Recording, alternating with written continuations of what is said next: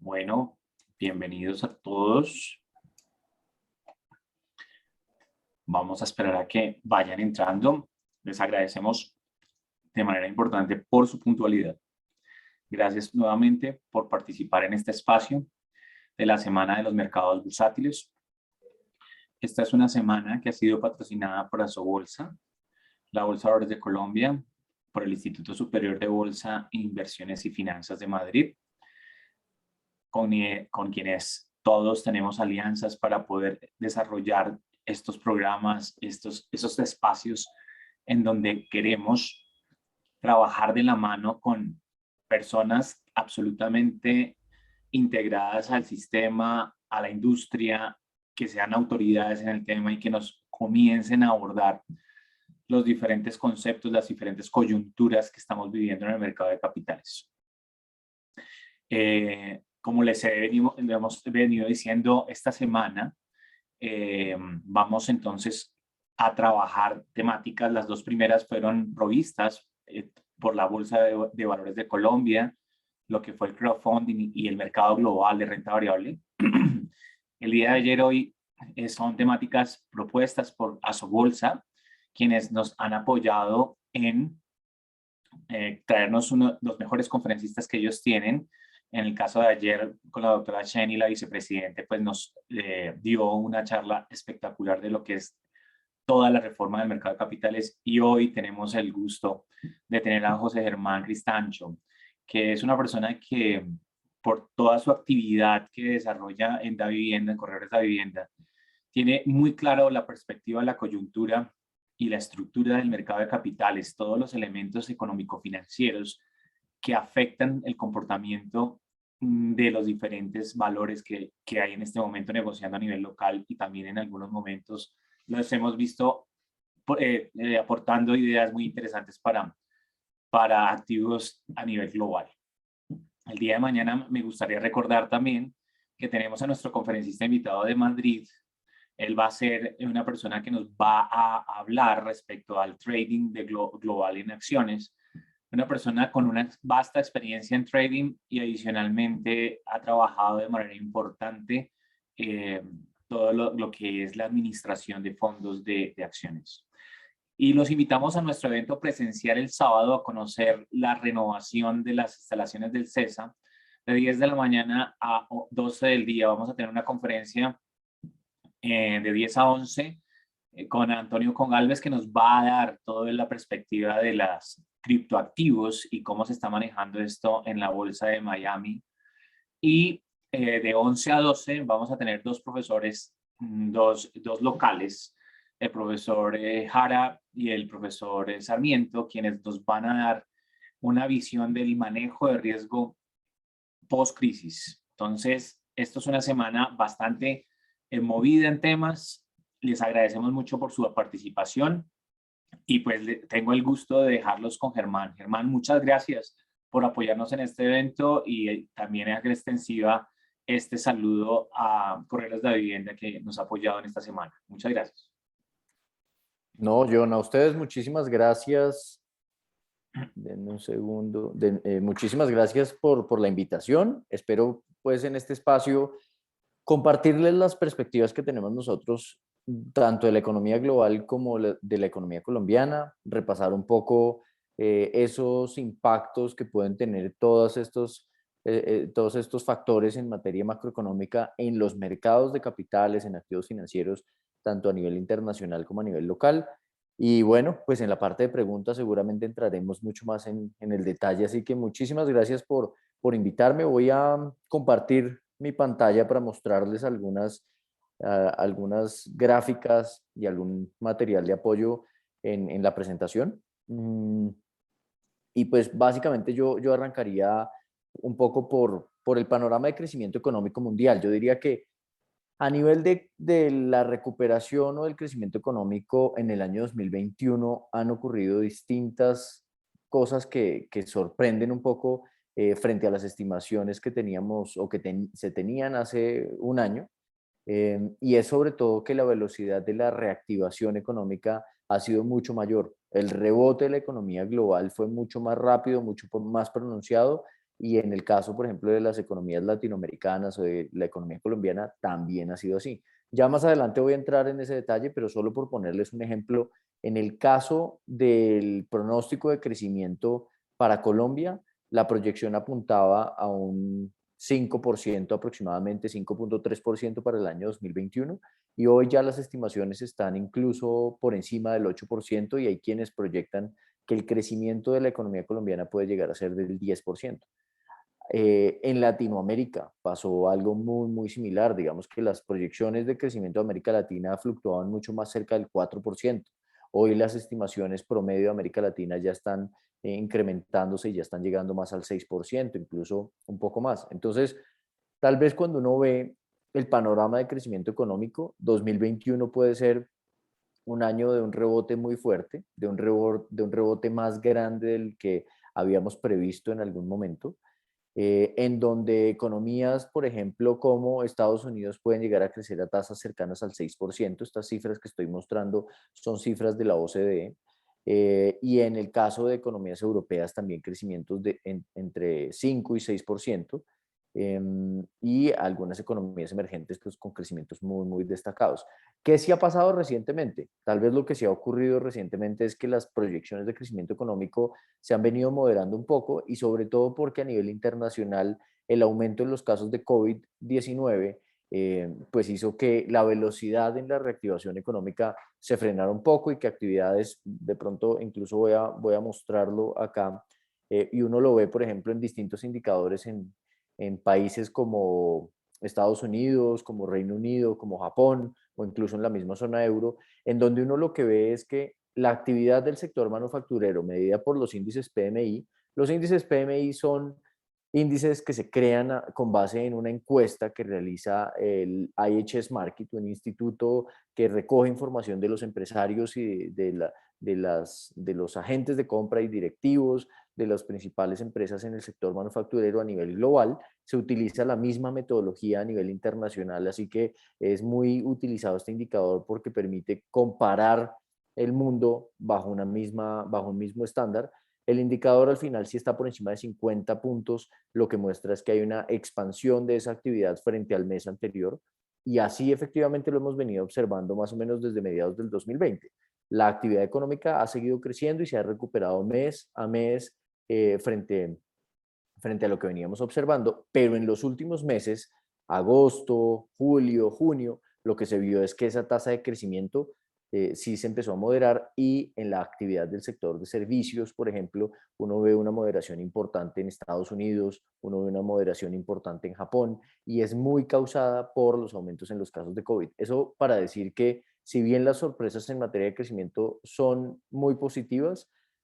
todavía sigue existiendo un riesgo importante y es el de rebrotes en COVID que puedan llevar a frenar un poco esa velocidad de la recuperación económica mundial, pero que al final el balance es bastante bueno. Un crecimiento del mundo cercano al 6% puede llegar a ser uno de los crecimientos más altos que haya tenido el mundo tal vez desde los 80s, cosas por el estilo, igual que en el caso de Estados Unidos. Entonces, el rebote es muy bueno. Acá la pregunta es si el 2022 y en adelante esa tasa de rebote o esa tasa de crecimiento se va a mantener o como lo hemos visto, esto es sencillamente un efecto base de un año 2020 que fue muy bajito y por eso la economía crece tanto. Por eso cuando en la economía colombiana se ven cifras del segundo trimestre de crecimiento del 17%, pues se reconoce que la economía está rebotando bastante rápido, pero también se plantean algunas dudas respecto a si esa tasa efectivamente está mostrando una recuperación completa de la economía o por el contrario es sencillamente porque el 2020 fue un año de parada completa de la actividad económica. Yo creo que eso es parte de lo que busco responder aquí, sobre todo porque es bien importante entender ese ciclo económico en el que está el mundo, en el que está Colombia, para tomar decisiones de inversión hacia adelante.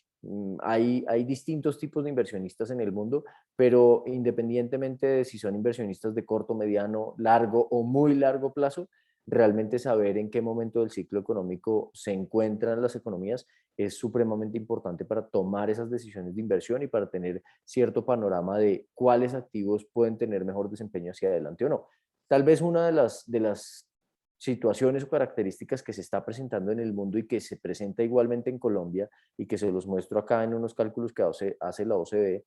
es que si bien las economías hoy ya se han recuperado y ya volvieron a los mismos niveles de diciembre del 2019, realmente el empleo no lo ha hecho en la misma proporción. Pareciera que el COVID ha generado un aumento de productividad, ciertas dudas en materia de la sostenibilidad de esta recuperación y por lo tanto los empleos no se han recuperado en su totalidad. Y eso es, tal vez, ese es uno de los principales interrogantes para las tasas de crecimiento hacia adelante. Hay unos países que realmente han tenido una recuperación bien grande, pero en otros donde la fuerza laboral realmente no se ha recuperado, eh, no se ha recuperado rápidamente, ¿sí? En ese sentido, yo diría, ¿qué es lo que está pasando? Y ya me voy a ir un poco al tema del ciclo económico y al panorama, digamos, en el que estamos. Yo diría que cuando llegó el COVID-19, la mayoría lo que hizo fue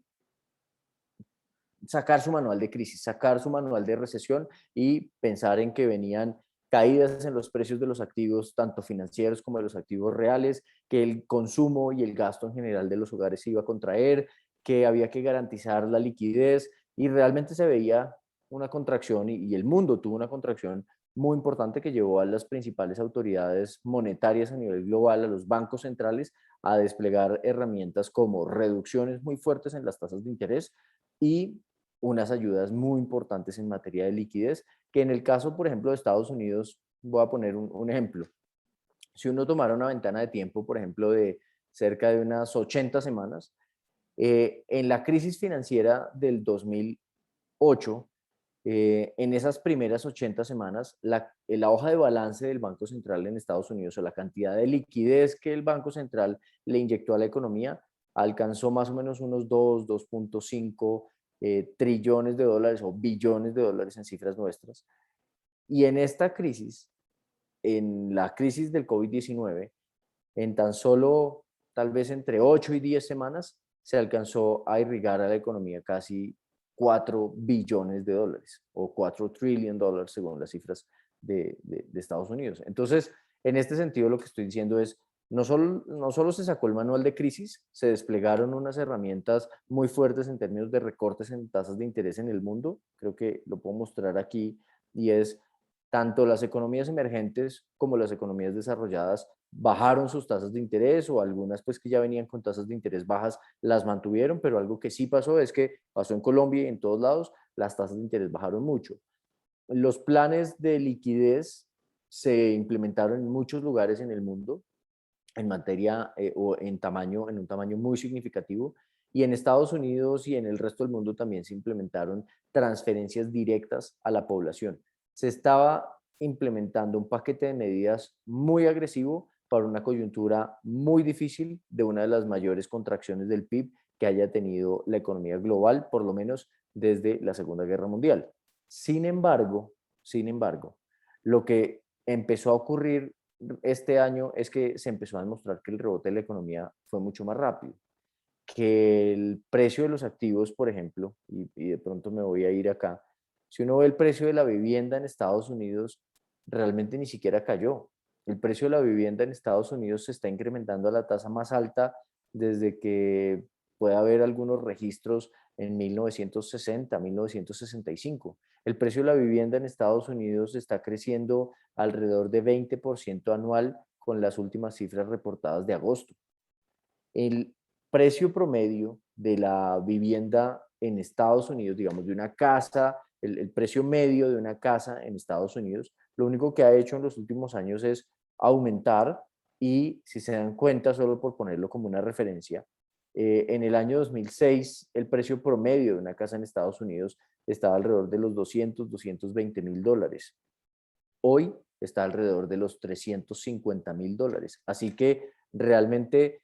uno puede ver que el valor de una vivienda media en Estados Unidos ha seguido creciendo, que los precios se encuentran en máximos históricos y que el incremento anual se encuentra en máximos históricos. Así que uno empieza a ver ciertas señales que podrían haber sido el resultado de estas herramientas tan fuertes que se implementaron en la economía global, pero también es cierto que, no sé, para las economías centroamericanas o latinoamericanas que dependen mucho, por ejemplo, de los flujos de remesas, apenas iniciaba la crisis, se proyectaba que las remesas iban a caer entre un 30 y un 40%. Las remesas finalmente no cayeron y de hecho han estado creciendo a tasas de doble dígito, y en Colombia han sido una de las principales fuentes financiadoras de gasto y de consumo de los hogares. Distintas cosas han pasado. Por ejemplo, otro de los temas que ha estado ocurriendo y que se ve es que en la crisis del año 2008, si uno tomara la tasa de mora en créditos hipotecarios y la comparara contra la ejecución de hipotecas, digamos, contra esa ejecución de la garantía que hicieron los bancos en donde le quitaban la vivienda a las personas y luego la remataban en el mercado para recuperar el dinero que habían prestado, pues realmente había una relación muy directa. La gente se iba colgando en su pago y se iba incrementando la mora y luego las ejecuciones hipotecarias aumentaron mucho. Hoy, si uno ve la proporción de créditos que en Estados Unidos tiene tasas de mora mayores a 90 días, ese porcentaje se mantiene muy alto. Sin embargo, las ejecuciones hipotecarias realmente no lo han hecho así. Y lo mismo terminó pasando con el crédito en el mundo, con las operaciones de crédito de la banca a nivel global, y es que más allá que ejecutar garantías, más allá que castigar deudas, lo que se terminó generando fue plazos adicionales, medidas del sector financiero para no presionar a los deudores, pero esto lo digo por lo siguiente, porque normalmente en un ciclo económico de recesión lo que termina pasando es que la percepción del riesgo se aumenta mucho, los impagos de deuda se incrementan muy fuertemente y en esa medida pues también las tasas y los spreads de crédito o los diferenciales y las tasas de interés que se les cobran a los acreedores, pues, perdón, a los deudores, son tasas muchísimo más altas y esos spreads terminan ampliándose porque está o el contexto es un contexto de riesgo muy grande. En este momento, si uno viera los spreads de la deuda a nivel internacional, déjenme ver si lo tengo por acá, efectivamente. Si uno ve los spreads de crédito, hoy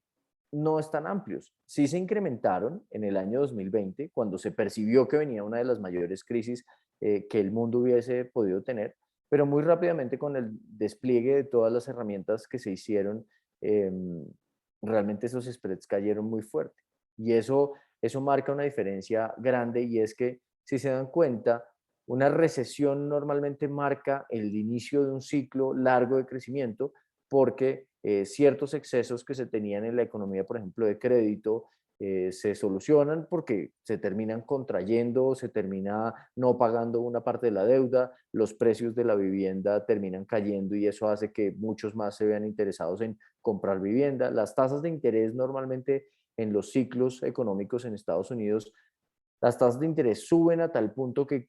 restringen tanto la economía que la economía termina desacelerándose y entrando en recesión y esas tasas pues terminaron subiendo anteriormente porque el ciclo económico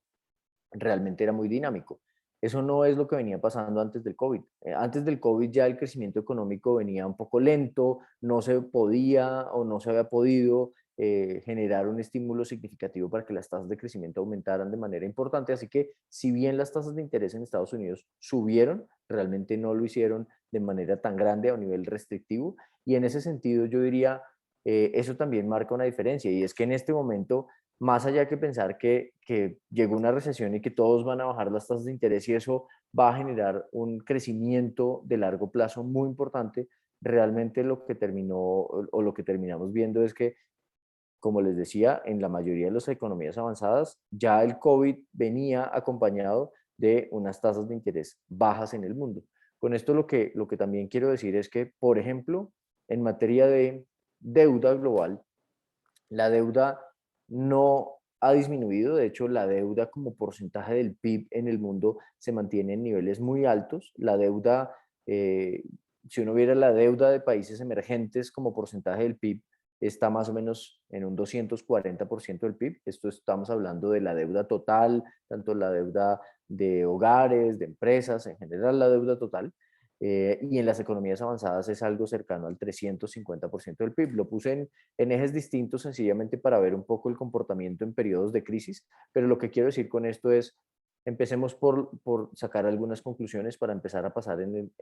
al plano local y hablar sobre la perspectiva de Colombia. Primero, el rebote de la economía mundial ha sido mucho más fuerte de lo que nos imaginábamos. Ese mismo rebote llevó a que, si bien vivimos una contracción económica muy fuerte, realmente en las características normales de un ciclo económico no estamos en la parte baja del ciclo económico.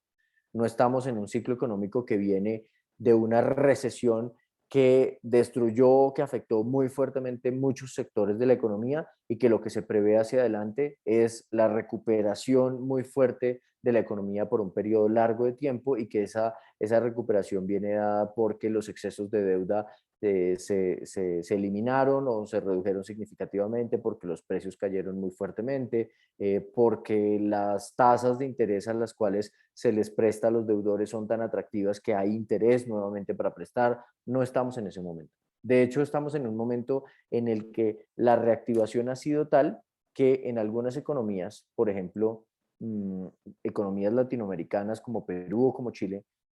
las tasas de interés han empezado a subir. ¿Y por qué? Porque en economías como Perú o como Chile, aparte de haber bajado tasas de interés, aparte de haber hecho transferencias a la población desde el punto de vista fiscal, desde el punto de vista del gobierno, también se le permitió a la gente retirar recursos de los fondos de pensiones privados para compensar la reducción en ingresos que hubiesen podido tener. Y eso terminó en Chile, por ejemplo, llevando a que se aprobaran 3 retiros de recursos de las AFPs, y en este momento se discute un cuarto. Y esa mezcla terminó llevando a la economía, que hoy la expectativa de crecimiento de la economía chilena para el año 2021 es cercana al 11%, 11.5%. Así que sí sucedió algo extraño, y es que se aplicó el manual de crisis, pero luego con el tiempo se vio que la economía fue mucho más resistente y que varios puntos en la economía no se afectaron tal cual como sucede en una recesión, y que hoy buena parte de esos estímulos adicionales o de esas medidas y esas herramientas de liquidez que se implementaron no son tan necesarias, y por el contrario están, como en el caso de Estados Unidos, creando algunos excesos y unas presiones como aumentos de los precios de las acciones a máximos históricos, aumentos de los precios de la vivienda a máximos históricos. Y con esto lo que quiero decir es lo siguiente: el mundo está empezando a retirar o va a empezar a retirar, y probablemente en Estados Unidos eso empiece a ocurrir a partir de noviembre o diciembre, va a empezar a retirar estímulos, pero esos estímulos es tratar de recoger un poco esas herramientas que se le implementaron a la economía, que hoy no se ven tan necesarias, y que se ve que de pronto algunos países como Perú o como Chile incluso fueron mucho más agresivos de lo que el contexto ameritaba. ¿Sí? Y eso es algo que en Colombia incluso marca una diferencia bien importante, y es que en Colombia en algún momento se criticó muy fuertemente al Banco de la República por no haber recortado las tasas de interés más agresivamente. Pero hoy, cuando se ve que la economía no sufrió tanto y que se recuperó mucho más rápido, por el contrario, digamos que lo que se le pide al Banco Central es que suba las tasas de interés, y no se quede en ese incremento en las tasas de interés que están empezando a hacer otros países. ¿Qué es lo que le ha permitido al Banco Central en Colombia no incrementar tasas de interés todavía? Y no hacerlo tan aceleradamente como lo están haciendo otros países como Brasil o como Chile. El hecho de que en términos de tasas de interés fue mucho más gradual, fue mucho más moderado en la respuesta y el estímulo a la economía, si bien había un nivel de incertidumbre muy grande, y eso le ha permitido no tener que reaccionar tan rápido. En Chile, como les digo, el incremento en tasas de interés es muy fuerte, y los incrementos que se están dando en Chile o en Brasil son por decisión 75 o 100 puntos básicos. En Colombia yo creo que la expectativa apunta más a incrementos de 25 puntos básicos. Entonces, aquí viene el otro punto, y es: probablemente vamos a empezar a ver en el mundo un retiro de estímulos,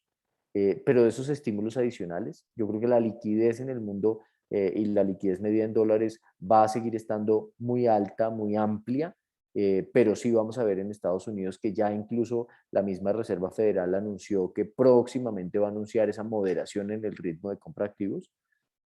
Y por el otro lado, vamos a ver probablemente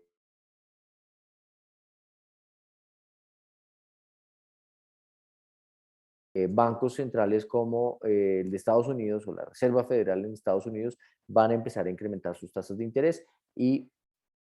denme un segundo,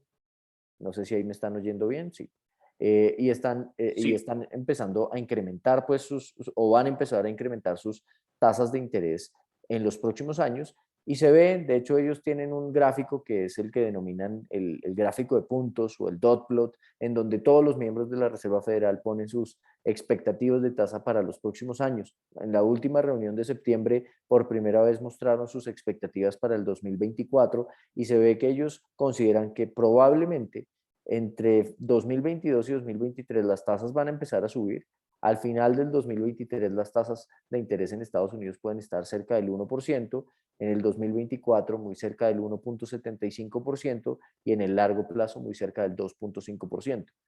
Aquí es donde viene un poco el punto importante y es, en los próximos meses y años vamos a empezar a ver una normalización de la política monetaria global. Sin embargo, yo creo que algunos factores, como los altos niveles de deuda que siguen presentando Estados Unidos, que siguen presentando las economías avanzadas, que siguen presentando las economías emergentes, junto con otros factores como eh, la automatización de distintos procesos, como el menor crecimiento poblacional, hacen que hacia el largo plazo subir tasas de interés muy fuertemente no sea tan fácil, ¿sí? Y en ese sentido, digamos, quisiera cerrar en la parte internacional y empezar a pasar a lo local, y es porque yo creo que la lectura del panorama global es una lectura buena, positiva, con unos riesgos que todavía siguen estando muy presentes en el ambiente y en una condición o en un momento del ciclo económico que no es el inicio o la parte baja de un ciclo, sino estamos como a la mitad de un ciclo en donde puede que dure la economía creciendo unos años más, pero la velocidad o la extensión de esa fase de crecimiento pareciera que no necesariamente va a ser tan larga y vamos a ver qué pasa a lo largo del tiempo cuando las tasas en Estados Unidos lleguen a niveles del 2% o algo por el estilo, pero en donde riesgos como los niveles de deuda van a hacer que finalmente las tasas de interés no se incrementen tan fuertemente. En el caso de ese contexto externo que sigue presentando riesgos, es donde, y ya entrando en Colombia, factores que son muy relevantes a tener en cuenta. Por un lado, el déficit de dólares que sigue presentando la economía colombiana es alto, medido por el déficit en cuenta corriente. El déficit en cuenta corriente de Colombia está cercano al 6% del PIB, 6.3% del PIB, y en el año 2021 va a terminar muy cerca de 5 o levemente por encima de 5% del PIB. Y ese es un déficit de dólares que puede ser, aparte de que es estructural,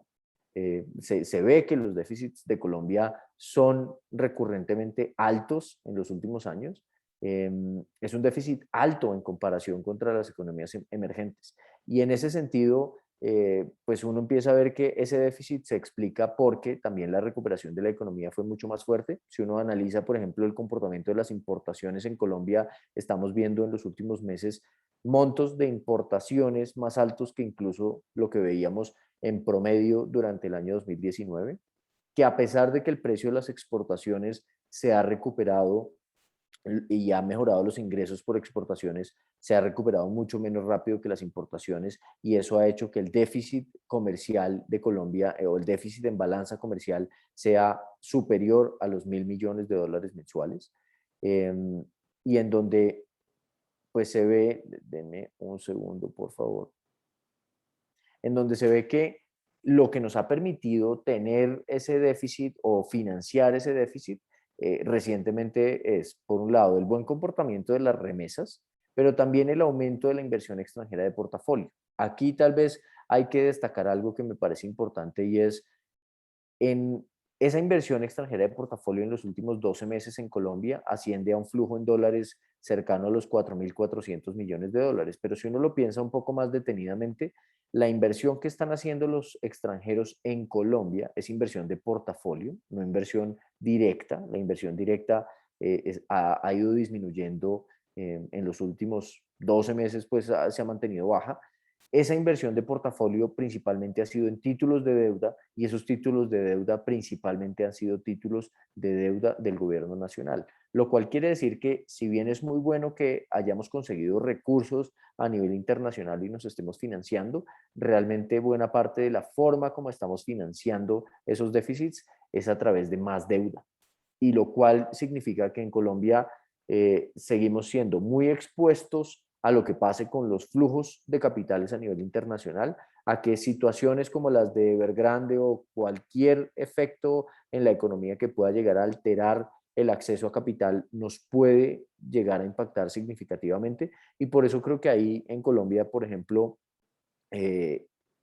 aprobaciones recientes como el de la reforma o la ley de inversión social y que trajeron el componente de modificaciones a la regla fiscal son supremamente importantes. En las reuniones que yo sostengo, por ejemplo, con inversionistas internacionales, buena parte de las preguntas se enfocan en sostenibilidad de la deuda, en los niveles de endeudamiento del país, en las medidas que se están implementando para estabilizar el nivel de endeudamiento del país. Entonces yo creo que hasta el momento es muy bueno que haya un buen nivel de liquidez en las economías internacionales que permite que esos capitales lleguen a Colombia. El hecho de que Colombia, a pesar de sus dificultades, mantiene una visión muy positiva y abierta a los mercados y a la inversión y se ha diferenciado, por ejemplo, de la incertidumbre que en este momento puede estar generando Perú y que le ha significado afectaciones a los activos financieros en Perú. Pero también está claro que hay algo más grande por hacer todavía y es lograr que la inversión directa aumente, porque seguirnos financiando vía inversión extranjera de portafolio y vía aumentos en la deuda, pues realmente nos sigue dejando en un terreno muy expuesto a lo que pase internacionalmente. Eso además tiene sus efectos, por ejemplo, sobre las decisiones del Banco de la República en Colombia. Con esto lo que quiero decir es, el panorama internacional se ve bien, se ve que va a empezar a moderarse la liquidez y eso genera incertidumbre, pero se ve que el panorama de riesgos no es totalmente despejado. El panorama hacia adelante no es 100% visibilidad. Hay unos nubarrones y unos riesgos que no se pueden perder de vista y en una economía que tiene un déficit de dólares tan importante y cuyo déficit lo sigue cubriendo o lo ha estado cubriendo recientemente con flujos de corto plazo que son flujos mucho más dependientes del sentimiento y la disposición a tomar riesgo por parte de los inversionistas a nivel internacional, pues representa un riesgo significativo que puede traducirse en volatilidad de la tasa de cambio y puede traducirse en que la tasa de cambio se puede mantener alta. En el caso de la actividad económica, yo diría lo siguiente. Al igual que ha pasado a nivel internacional, Colombia realmente ha sorprendido en materia de recuperación. Y en este sentido, uno podría decir, si uno ve el indicador de seguimiento de la economía que publica el DANE, lo que se ve, por ejemplo, es que en julio la economía creció 14.3% anual. Ok, hay un efecto base que hace que esas tasas de crecimiento sean muy altas, pero tal vez yo destacaría lo siguiente. En junio, la economía venía de o salía del paro nacional, en donde se implementaron los esfuerzos muy grandes por reactivar la economía, por destrabar la carga retrasada o los bloqueos en el transporte de carga en el país. Y junio fue un mes particular en términos de dinámica económica y de reactivación. Y en ese mes la economía creció a una tasa del 14.5% anual. En julio, crecer a una tasa del 14.3% anual muestra que se siguió sintiendo una dinámica de reactivación muy importante. Y de hecho, lo que se ve, por ejemplo, si uno ya no se compara contra el 2010 y contra el 2020, sino contra el 2019, es que igual el crecimiento de la economía viene siendo más o menos de un 3.8%, que pues si bien no son tasas tan grandes comparando esos 2 años o ese periodo de 2 años, realmente muestran que la economía se ha venido recuperando bastante bien. Solo por ponerles un ejemplo, la expectativa de crecimiento para la economía colombiana en el tercer trimestre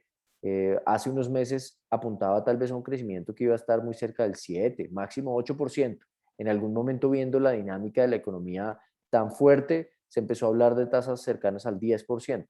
Hoy yo creo que la proyección de crecimiento económico en términos anuales para el tercer trimestre en la economía puede estar alrededor del 12 a 14%.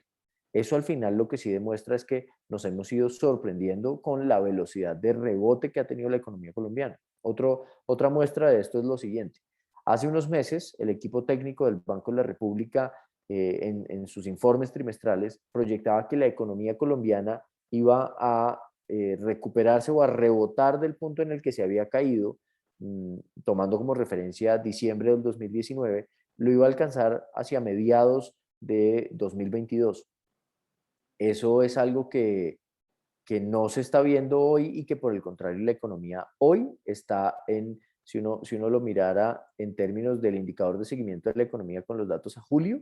ese indicador, lo que pasa es que aquí está comparado contra febrero del 2020, pero ese indicador ya se ubica en un nivel de 103,95, es decir, ya está por encima la economía de los niveles en los que estaba febrero. Y aún a pesar del impacto de los meses de abril y de mayo. Entonces, aquí en la economía colombiana también hemos visto una recuperación muy importante, tal vez, y ahondaría en algunos indicadores. La movilidad, por ejemplo, si uno la ve o la analiza a través de los índices de movilidad de Google, muestra que la movilidad en Colombia ya se ubica a niveles prepandemia. Los indicadores de confianza de los consumidores en Colombia han estado repuntando y se ubican incluso en niveles pre-pandemia. Aquí estoy usando el indicador de confianza que elabora Banco de Vivienda.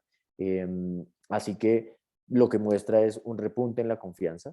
El indicador de actividad manufacturera, el mismo que mostraba al inicio, pero que en esta oportunidad lo muestro para Colombia, mostró que los meses de junio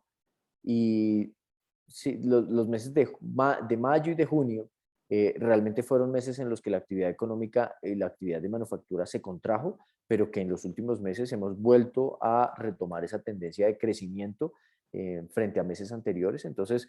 la industria se mantiene creciendo a buen ritmo, la confianza ha venido mejorando, la movilidad en Colombia se ha recuperado prácticamente por completo. El ritmo de crecimiento de la economía y el rebote ya nos ubica en niveles por encima de los de febrero del año 2020. Y en buena parte uno se pregunta qué es lo que ha venido causando esta recuperación tan pronunciada, y en el caso de la economía colombiana ha sido principalmente el consumo. Si ustedes vieran qué tanto pesa el consumo de los hogares en los primeros 6 meses del 2021 dentro de la economía completa, el peso del consumo de los hogares ha sido casi el 74%, cuando en años anteriores o en periodos anteriores ese peso de la economía, pues, o ese peso del consumo de los hogares ha sido más cercano al 70% o algo por el estilo. Entonces, naturalmente, ¿qué es lo que ha estado impulsando la recuperación?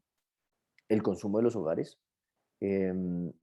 Y que ese consumo de los hogares ha estado favorecido porque los niveles de inflación venían bajos, porque los niveles de tasas de interés venían bajos, porque el flujo de remesas en Colombia ha seguido marcando récords históricos y porque al final la dinámica de crecimiento económico global fue mucho mejor. Los volúmenes de comercio repuntaron mucho más fuerte de lo que se tenía proyectado. Así que hasta el momento el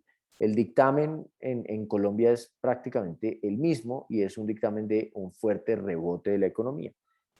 Sin embargo, sí salen sobre la mesa algunos cuestionamientos y algunas dudas que igualmente se están presentando en el entorno internacional. En el entorno colombiano, por un lado, mm, el rol que ha tenido la inversión, la participación de la inversión en el PIB ha venido disminuyendo, y si uno viera la variación de la inversión en términos reales y no comparado contra el 2020 para eliminar ese efecto base, sino contra el 2019, se ve que la inversión se contrae a tasas más o menos del 19% anual. Que sectores que son determinantes en el tema de inversión en Colombia, como el sector de la construcción, sus actividades en comparación contra el 2019 presentan unas contracciones muy importantes. El subsector de edificaciones se contrae cerca del 19-20%, el subsector de obras civiles se contrae cerca de un 37%. En materia de desempeño del sector, mientras la economía, con cifras al segundo trimestre, estas son cifras de cuentas nacionales publicadas por el DANE con los datos del PIB, si uno ve que la economía en ese segundo trimestre se ubicaba en un 97% frente a diciembre o frente a último trimestre del 2019, el sector de la construcción se ubicaba en un 75% de ese nivel. Entonces, realmente uno sí ve que en la economía colombiana ha habido un rebote fuerte, que el rebote fuerte ha sido principalmente impulsado por el consumo, pero que dinámicas muy ligadas a la inversión en Colombia no se han estado recuperando a la misma velocidad y que en el caso, por ejemplo, del empleo, que es algo que se ha discutido mucho los últimos meses, está pasando lo mismo que está pasando en el mundo, y es que la recuperación del empleo no ha sido tan dinámica o tan importante como sí lo ha sido la dinámica de la economía. Eso al final plantea también unos temas hacia adelante, perdón, y es qué tan sostenibles son unas tasas de crecimiento tan fuertes como las que hemos venido teniendo. Y ahí es donde nosotros creemos que sí hay unos motores como el empleo y como el capital, como la inversión, que no están funcionando a la velocidad que se requiere para que las tasas de crecimiento de la economía colombiana realmente sigan siendo buenas. Y en ese sentido yo diría, vean que lo que he tratado de mostrar es que la dinámica de crecimiento económico de corto plazo y la lectura tanto a nivel internacional como local es muy buena. Hacia adelante no necesariamente quiere decir que sea mala, pero no es una expectativa ni de un ciclo largo de crecimiento económico, ni de unas tasas de crecimiento económico tan altas, bien sea porque tanto Colombia como el mundo tienen unos niveles de deuda tan altos que restringen la inversión, que en el caso de Estados Unidos vean que parte de lo que está pasando esta semana es toda la discusión relacionada con el límite del techo de la deuda, con la financiación del presupuesto y los gastos del gobierno, entendiendo que Estados Unidos también ha llegado a unos niveles de deuda como porcentaje del PIB cercanos al 125%, y eso restringe la capacidad de capital y de inversión hacia adelante. Por lo tanto, yo lo que diría es, las tasas de interés y los estímulos se van a retirar, pero hacia adelante pareciera que la normalización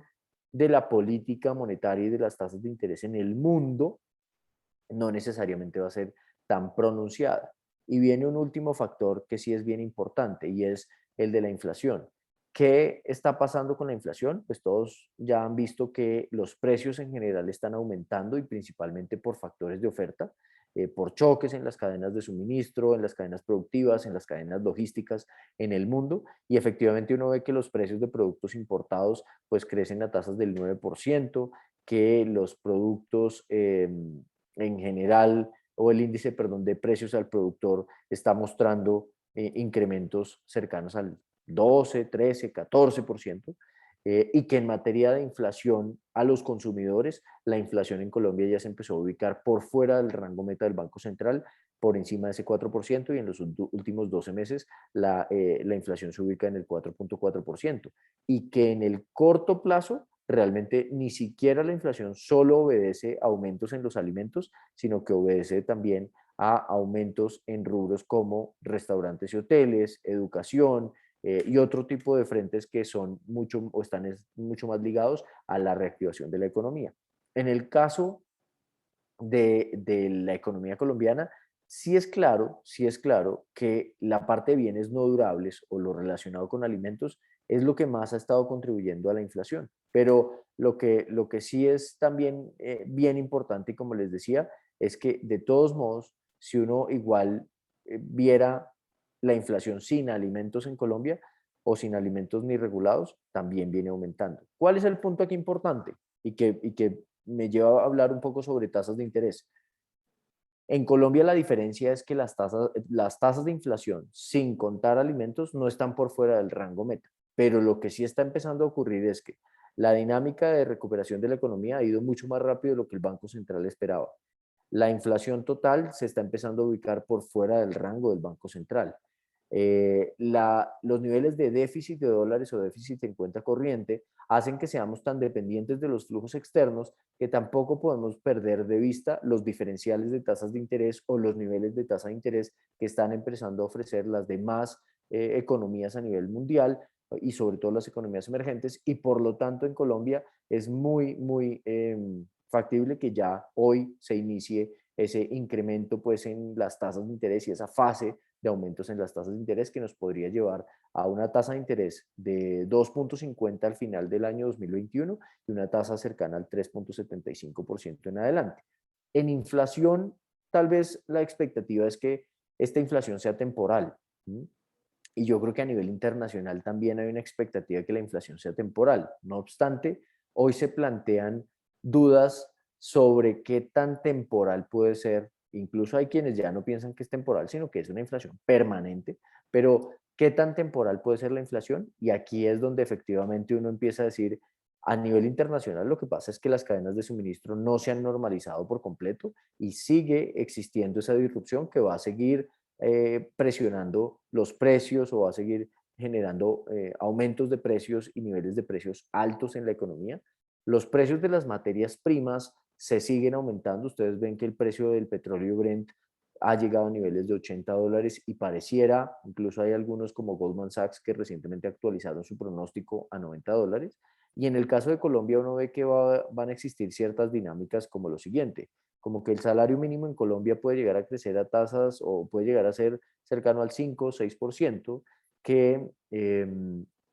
con una inflación que termine el año a nivel de 4,70 o 4,80, la indexación hacia adelante en salud, en educación, en distintos rubros en la economía también puede hacer que esas presiones perduren un poco más de tiempo y por eso es que se prevé que incluso hacia el año 2022 la inflación va a estar en el rango meta, pero cerca del 3,5%. Entonces, yo creo que en Colombia realmente uno de los factores más importantes a monitorear es la evolución de la inflación y las expectativas de inflación, pero pareciera que realmente están en un nivel controlado todavía y no tenemos un problema muy, muy grande, que realmente nuestros principales retos siguen estando por el frente fiscal, que todavía, a pesar de que se aprobó una ley de inversión social que reformó impuestos en Colombia recientemente, pues se va a requerir una nueva reforma muy pronto y pues, sobre todo para lograr esas metas en términos de reducción de la deuda y de reducción del déficit. Mm,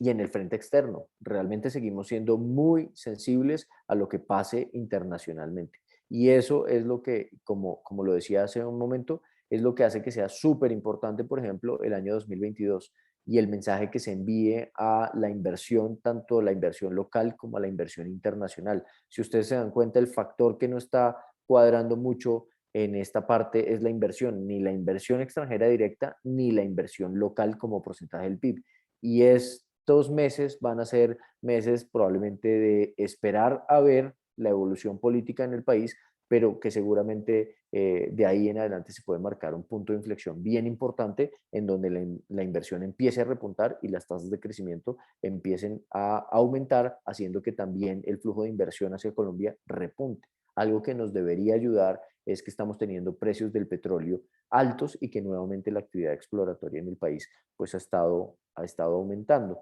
Aquí ya tal vez quisiera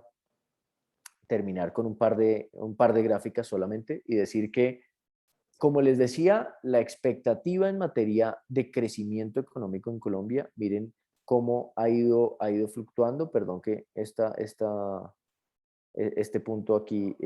se me corrió, porque realmente las expectativas de crecimiento en Colombia están por encima del 7% para el año 2021, en promedio muy cerca del 8,2%, y uno observa que hay quienes proyectan tasa de crecimiento cercana al 10% para la economía colombiana. Entonces, realmente el efecto se ve igual, un rebote muy fuerte de la economía colombiana que superó y casi que duplicó las expectativas que teníamos nosotros para el año 2021 y que hacia adelante se ve una moderación mucho más importante en el crecimiento económico, en donde no solo esa moderación se da como un efecto base, es decir, después de haber tenido un rebote tan grande, pues tener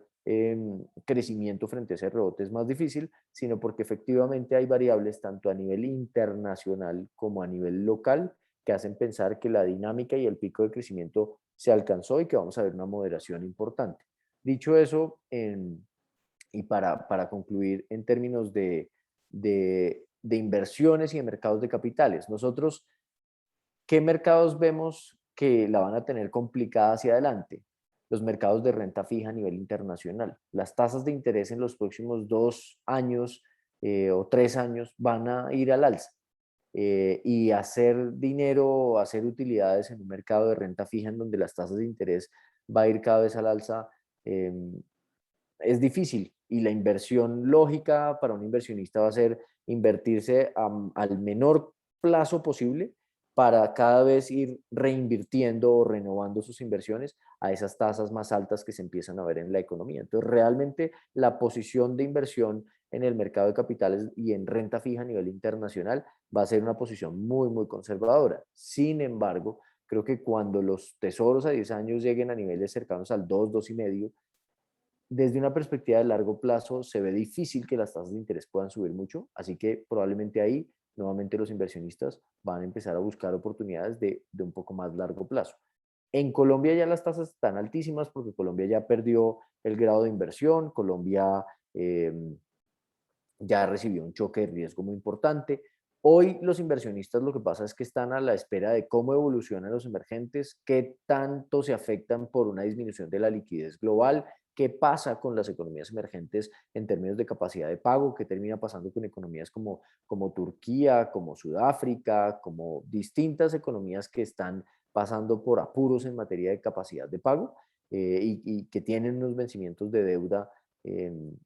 más importantes, pero yo creo que las tasas de interés en las economías emergentes hoy ya son buenas, lo cual en un contexto en el que las tasas de largo plazo en el mundo desarrollado no suban tanto, podría empezar a hacer que en el 2022 lleguen flujos adicionales a los mercados de deuda emergente,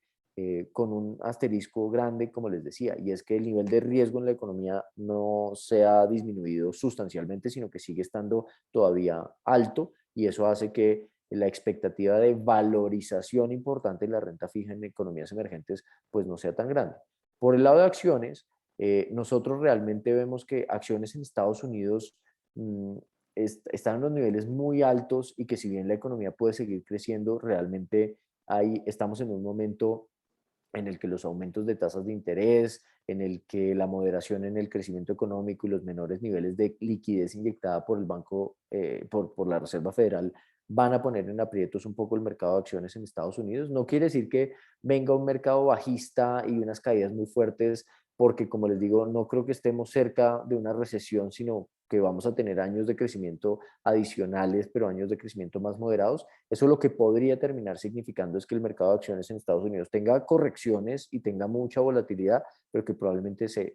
estanque significativamente. En los mercados de acciones emergentes yo siento que todavía hay, al igual que pasa en la renta fija, los inversionistas están detrás de la barrera viendo qué pasa y cómo evoluciona, por ejemplo, en América Latina el ciclo político y qué es lo que pasa, pero eso ha creado unos rezagos grandísimos. En el caso de las economías, perdón, de las compañías en Colombia, nosotros hemos visto que mientras las utilidades, bien sea frente al 2019, las utilidades 2021 o 2022 se van a haber recuperado casi que en su totalidad o van a presentar repuntes y crecimientos importantes, los precios de las acciones todavía no se recuperan y el índice sigue estando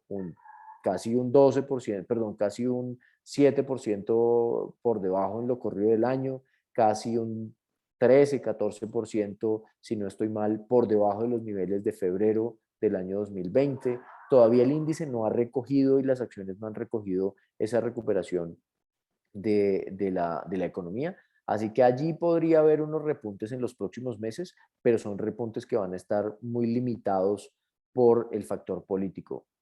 Si se dan cuenta, en el caso de Colombia, creo que ese factor político puede llegar a ser uno de los factores que está causando incertidumbre en el corto plazo, pero que podría llegar a representar un punto de inflexión significativo hacia adelante en materia de inversión y en materia de desempeño de los mercados financieros. Yo creo que eso en términos generales, no sé si tengan preguntas, John, o Sí, quisieran profundizar en algún tema en sí, hay unas específico. preguntas ya, Germán. Muchas gracias por la exposición, muy clara, muy contextualizando lo que estamos viviendo. Samuel dice, ¿por qué en Colombia aún con todos los estímulos y ayudas el golpe económico ha sido tan grande? Muchas empresas pequeñas han quebrado, muchos empleos informales y un ambiente de incertidumbre sobre el futuro. Adicional a que las acciones no se han recuperado como otras economías, se percibe un ambiente de falta de oportunidades, pobreza e inseguridad, una posible caída de los precios de la finca raíz, muchos locales comerciales y bienes inmuebles en venta y sin poderse arrendar. ¿Qué escenarios podríamos esperar como uno positivo, uno normal y uno negativo? Muchas gracias. Bueno, yo creo que en los países a nivel global y en los países emergentes y en Latinoamérica, eso sí es algo que se marca mucho y que es tal vez uno de los principales factores que preocupan de lo que pasó con la crisis del COVID-19, y es que los niveles de pobreza y de inequidad se aumentaron sustancialmente. Los niveles de pobreza en Colombia, no solo pobreza monetaria, sino pobreza multidimensional, siguen siendo muy altos y se aumentaron. Y eso se convierte en una mezcla muy importante o en una mezcla muy grande para distintos factores como lo siguiente. Primero, esa misma inequidad, esas mismas brechas, esos mismos niveles de pobreza generan esa posición negativa de inconformismo, y es lo que termina haciendo que el frente político en América Latina, si bien siempre ha sido importante, se convierte en un frente mucho más relevante aún, ¿sí? Eh, y en donde, por ejemplo, la reacción de los gobiernos, y que está pasando en la región, es que tienen que empezar a gastar un poco más, tienen que empezar a demostrar y entregar a la población un esfuerzo adicional por revertir esa inequidad y esas brechas. Eso se traduce en que, por ejemplo, los niveles de gasto como porcentaje del PIB en Chile, en Colombia y en distintos países se van a quedar en los niveles altos, probablemente no tan altos como los del 2020 o 2021, pero se van a quedar altos en comparación a lo que teníamos prepandemia. Y eso presiona mucho las cuentas fiscales y presiona mucho los niveles de deuda de estas economías y presiona mucho los niveles de déficit. Eh, entonces yo lo primero que arrancaría es por reconocer que la situación sigue estando complicada todavía desde esa perspectiva, desde la recuperación del empleo y desde las brechas y las diferencias que se abren en la economía por cuenta de esta situación y las quiebras de empresas y mucho de esto. Así que eso también quiere decir que hay mucho camino por recorrer y por recuperar. Eh, Tal vez yo lo que sí diría es que eso, eso va un poco sobre la misma tesis de que el panorama no es totalmente despejado, de que todavía hay riesgos, y desde el punto de vista de que en la economía, por ejemplo, el crédito va a aumentar, seguramente, y la colocación de crédito va a aumentar, pero a la hora de colocar crédito en la economía, se sabe que la economía tiene un nivel de riesgo asociado hoy alto. ¿Que el ajuste fiscal se va a dar? Sí, pero se sabe que los niveles de gasto en la economía van a seguir estando altos. Pero yo, más que ser negativo, creo que es un choque muy fuerte el que se ha sentido claramente, pero que se están haciendo todos los esfuerzos para reactivar. Y de hecho, cuando se habla, por ejemplo, de posible caída en los precios de la finca raíz, yo creo que por el contrario, lo que uno ve es que las ventas de vivienda en Colombia siguen estando muy fuertes, muy dinámicas. De hecho, los invito esta tarde. Nosotros en la Vivienda Corredores hacemos algunos conversatorios en ese frente. Los invito esta tarde, a las 4 de la tarde vamos a estar hablando con la presidente de Camacol, con Sandra Forero, sobre la perspectiva del mercado inmobiliario, la perspectiva del mercado de vivienda, y lo que uno se da cuenta es que la dinámica está fuerte, la oferta o los inventarios se han contraído, y por el lado de los costos de construir vivienda se han estado aumentando. Claro, costos que vienen de choques internacionales, de aumentos de fletes, de aumentos de materiales y de una cantidad de cosas, pero que hacen que, por ejemplo, para que el precio de la finca raíz caiga, creo que no está tan fácil que eso vaya a ocurrir. Entonces, en ese sentido, yo empezaría diciendo, reconozco que el escenario es muy duro y muy retador,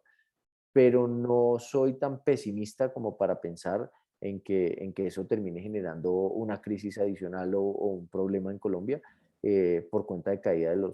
de la finca raíz o cosas de estas. Creo que todavía se sigue viendo la reactivación y hay sectores que todavía no han salido adelante, y eso se ve, por ejemplo, en el sector de turismo, en el sector de comercio, centros comerciales, se ve que todavía falta actividad por recuperar, pero también se ve que la dinámica es muy fuerte, muy buena. Las cifras de actividad que nosotros monitoreamos incluso a la segunda semana de septiembre siguen mostrando que la demanda de energía en Colombia sigue aumentando, que la demanda de combustibles, como dice la gasolina, siguen aumentando, que la dinámica en general ha seguido fuerte. Entonces yo la verdad, y para terminar con la respuesta donde dice qué podríamos esperar como un escenario positivo, uno normal y uno negativo. Un escenario positivo yo creo que sería un escenario en el que la dinámica del consumo de los hogares siga estando igual de fuerte, pero que se empiece a acompañar de inversión privada y que los empresarios y que en Colombia se tomen algunas medidas para que la inversión privada en general empiece a repuntar y que la inversión extranjera empiece a llegar. Algo que nos podría ayudar, sin duda, es que el dólar en el mundo caiga, porque eso nos quitaría presión por el lado, por ejemplo, de la deuda y del servicio de la deuda, y podría, si la perspectiva del mundo empezara a cambiar hacia un entorno mucho más tranquilo y en donde el dólar se empieza a debilitar, eso podría llevar a que efectivamente también la inversión extranjera en nuestro país se incremente mucho más. Por ahora es algo que no se ve tanto. Un escenario normal es el que les describía, una economía que va a seguir creciendo bien, que va a seguir teniendo unas brechas grandes y tasa de desempleo y un camino por recorrer importante, unas tasas de interés que aunque van a subir, no van a poder subir tanto para apretar la economía porque la ahogarían en un momento en el que no se ha recuperado por completo. Lo mismo pasa a nivel internacional. Entonces vamos a levantar vuelo, pero ese vuelo que vamos a levantar va a ser un vuelo a media altura y ahí vamos a ir. Ese es el escenario normal. Eh, y el escenario negativo, yo siento que producto de los riesgos que hay a nivel internacional, cualquier situación que altere la confianza de los inversionistas, eh, pongo el ejemplo de Evergrande, si una situación como Evergrande o cualquiera otra similar terminar afectando los mercados financieros a nivel global, terminar afectando el flujo de capitales en el mundo, eso podría ser un escenario complicado porque empezaría a hacer que la presión fiscal en el mundo y en Colombia se sienta mucho más, que nos tengamos que apretar más el cinturón y que no se pueda gastar toda la plata que se está proyectando en transferencias a la población, en ingreso solidario, en promoción del empleo y en una cantidad de cosas que se están proyectando, y en ese sentido pues la economía se resentiría muchísimo, pero no creo que ese sea el escenario central. Perfecto, bueno, ya no tenemos más tiempo. Le agradecemos mucho, Germán, por el tiempo que nos ha dispuesto una conferencia excepcional sobre el entorno económico-financiero de nuestro mercado de capitales. A todos, muchas gracias por atender a esta invitación a compartir su almuerzo con nosotros. Y mañana, la última conferencia, los invitamos entonces a nuestro conferencista internacional para mirar el trading de acciones globales. Les agradezco muchísimo, agradezco mucho, Germán, y les deseo una feliz tarde. John, a ustedes muchísimas gracias, feliz tarde para todos y espero que les haya servido la información que les compartimos desde la Vivienda Corredores. Excelente, que estén muy bien. Hasta luego.